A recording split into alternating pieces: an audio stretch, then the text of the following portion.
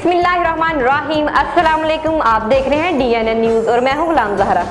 अब रुख करते हैं खबरनामे की तरफ। खबर शामिल करते हैं आरफ वाला से। शमाला हाशमी की रिपोर्ट के मुताबिक साजिद महमूद शेख बानी union of journalist register Arifwala, general secretary district press club register Pakpattan Sharif. न सर पर बाप का साया, न माँ की ममता, बेसहारा दुनिया में न बहन का साथ और न ही भाई की शफकत।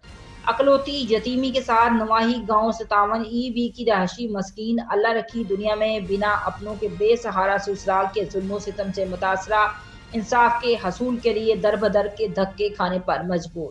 पुलिस थाना रंगशाह का तफ्तीशी भी मुलजमान के साथ सालबाज हो गया। यतीम बेसहारा ने DPO पाकपतन तारक वलायत जिला पंजाब से इंसाफ की अपील की।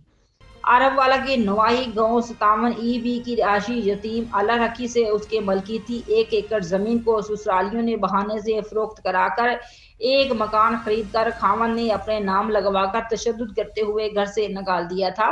ससुराल के जुल्मों सितम से तंग हजूर इंसाफ के लिए मुख्तलिफ दफातर में दर बदर के धक्के खाने के बाद यूनियन ऑफ जर्नलिस्ट रजिस्टर आरफ वाला के प्लेटफॉर्म पर पहुंच गई, जिसके बाद मीडिया पर तमाम अहवाल बारे स्टोरी फाइल होते हैं।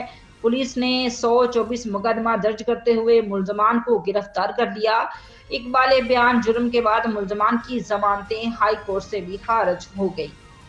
आरफ वाला जब रिकवरी का वक्त आया तो तफ्तीशी सब इंस्पेक्टर तारम ने यतीम बच्ची को भी ना बख्शा। इससे भी बतौर नजराना 5000 रुपये वसूल लिए और बाद में मुलजमान से भारी ईदी हासिल करके मजलूम अल्लाह रखी की रिकवरी करने के बजाय मुलजमान को आसान रास्ता फराहम कर रहा और थाने में धमकियां देता है कि मुलजमान तुम्हारे हैं, मेरे नहीं।